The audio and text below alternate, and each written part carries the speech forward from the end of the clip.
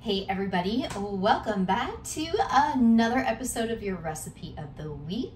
My name is Julia Pontanis and this is Cooking Rules with Jules. That's me. I'm here to help make your kitchen experience not only incredibly easy, healthy, but also delicious, because we all want really healthy food to taste really delicious, right? Otherwise, we don't want to eat it.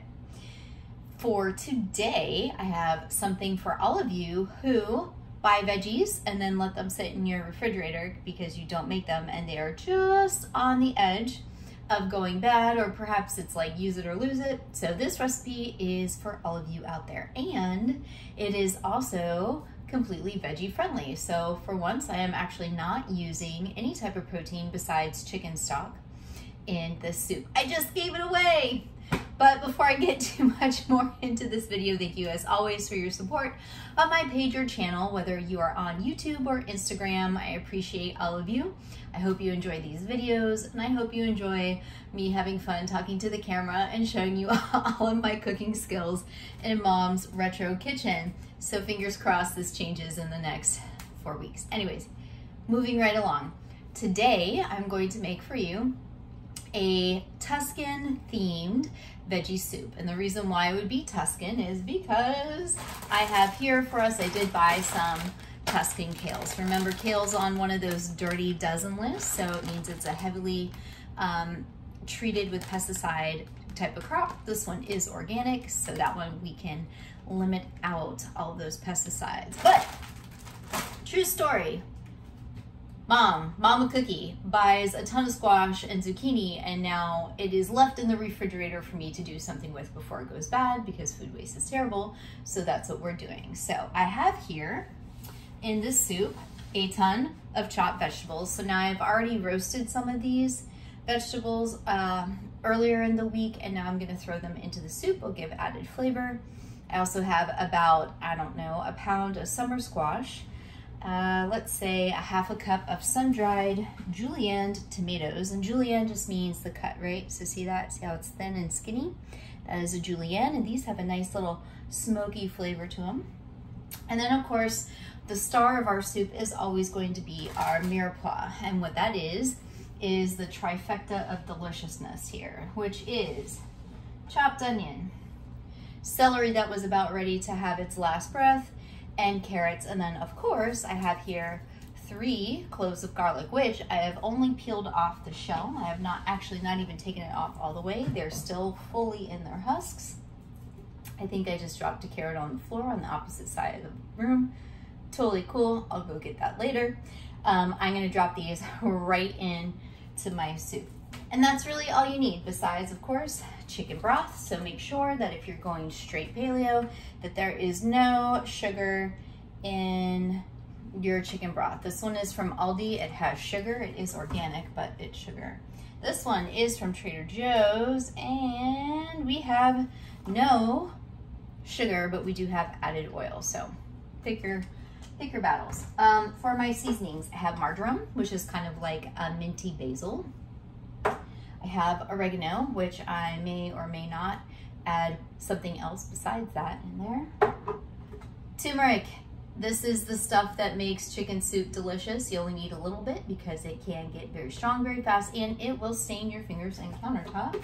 And of course, a really great quality extra virgin olive oil. So make sure it is single estate. We don't want any Frankenstein together, half hodgepodge olive oils, right? We want something that's pure, and making sure that we're getting the most nutritional value that we can out of that. So enough talking, more cooking. Here we go. This is really simple, and you can do this with any vegetable. So again, like I said, I'm just using what I have on hand. I'm gonna get this pan heated up to medium-high heat, and as soon as that happens, I'm gonna add into my onions. So here we go, through the magic of camera edits. I'll be back in a hot second. All right, we're back, and my pan is now so hot that I had to take it off the heat. All right, I'm gonna start by laying down a very generous amount of extra virgin olive oil. Do not be shy. These are good fats. This is good for your body. Obviously, if you drink the bottle, it's a little excessive, but that's not the case here. So anyways, I gave that a nice generous coat on the bottom, and now here we go with the magic happening. I chopped all my own veggies today, by the way. So I'm going to start with not rolling carrots. I'm going to start with my onions. Love the sizzle. This is going to come back here. And I'm going to cut off the top of my head. What else is new? All right. Going to give this a nice stir. Woo! Turn that heat down. And I'm going to start to season generously with some sea salt.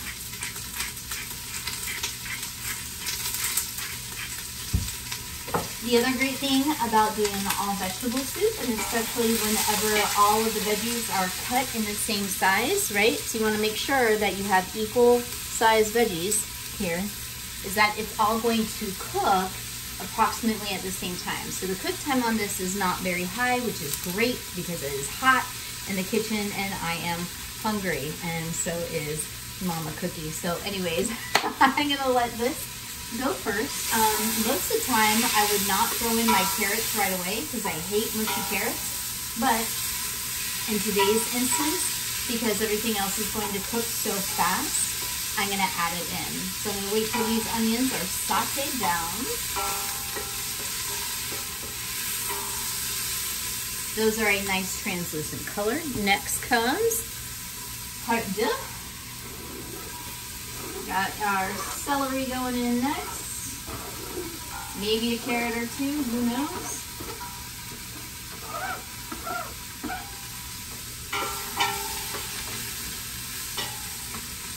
I'm losing my carrots. Forget about marbles. I'm losing my carrots. All right. Now that I got the celery in, I'm going for the garlic. Throwing it in there. Whole clove again. I'm going to start to season with sea salt. Again, know your palate. So some of you like it saltier, some of you don't. Remember, this has salt in it too, so it's gonna make it a little bit of a difference. It already smells amazing in here, by the way. And now I'm gonna add in my spices. So here we go. This is where you get to be the chemist. You get to come up with whatever flavor profile you want with whatever spices. I'm going for that marjoram first. Oh yeah, this is my favorite. I would also put in red pepper flake, but again, my mom is not a spicy food eater like hot heat. So we are not going to add that in there. And would you look at that? My oregano is not even open yet. What? Craziness. All right. Yum. Here we go. Smells delicious. Actually, honestly, most of the time I just pop the top off and pour it in because I don't have patience for that. There we go. Oh yes. Yes, yes, yes. Perfect. Okay, give that a stir. So now the oil and the heat are going to help release the oils out of those dried spices. So that's why I did that now. It's going to give it a nice little flavor pop with that hot oil. And can't forget our turmeric. Now my turmeric bottle sadly broke, so that's why I have this one. So I'm just going to go proceed with caution. That might be 1/8 of a teaspoon because that does get very potent very fast. All right. Yum. Moving right along, you guys. It smells amazing in here. So now my onions and celery are translucent, so they've already cooked quite a bit. I'm now going to add in my carrots and my sun-dried tomatoes because those are also going to absorb a bunch of liquid. So here we go. Into the pot we go. This is also great if you want to meal prep for the week. and you need something for veggies and you're just kind of overeating raw vegetables or eating veggies like I get sometimes, this is a great way to get in a ton of soup or a ton of vegetables in one shot. And then you can also have like your protein on the side. So say if you are not being strict paleo, you're having a sandwich, some kind of chicken sandwich, or if you just want to have, you know, some roasted chicken on the side, like this is a great, simple, easy, crowd-pleasing meal. When I meal prepped for my clients once upon a time, the most requested recipe was my soup. Always, everybody loved it. So always pleasing to the palate. All right, this is getting right to where I want it. Everything is starting to come together. So I'm going to start right away and add my liquid, which is somewhere behind me. And I'm actually going to use both of these. So I'm going to, oh yeah, that's the stuff right there. So this, I didn't even bother to taste it, but I will tell you what, I can tell by the viscosity, so the thickness of this. This chicken broth is looking pretty legit, Trader Joe's.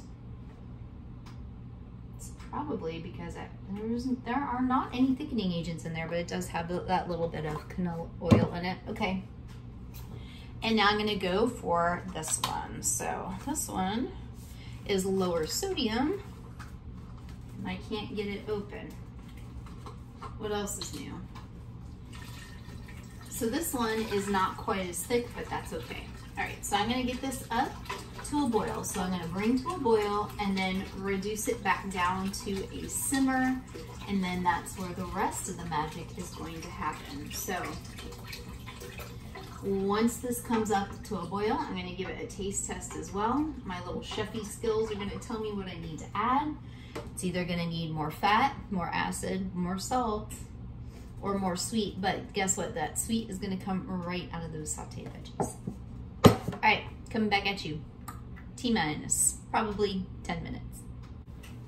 Okay, chicken stock, or soup I should say, soup stock, say that 5 times fast, has come up to a boil, and now I'm gonna reduce it back down to a heat. So now the really fun part is that those sun-dried tomatoes just change the color from that beautiful golden yellow into like a creamy tomato looking soup.